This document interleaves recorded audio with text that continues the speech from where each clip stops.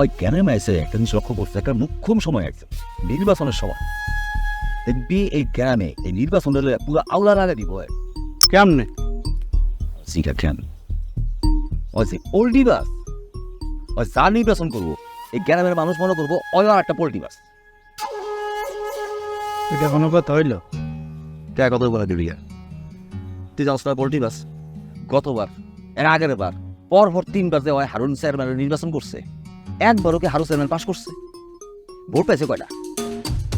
এবারও হারুন চেয়ারম্যান নির্বাচন করতেছে, এবারও হারুন চেয়ারম্যান পাস করবো না। তুই ভোট দিবি হারুন চেয়ারম্যান? তুই দিবি? আমিও দিব না। ও যদি গাছেরও নির্বাচন করে ওই গাছেরও আমি ভোট দিতাম।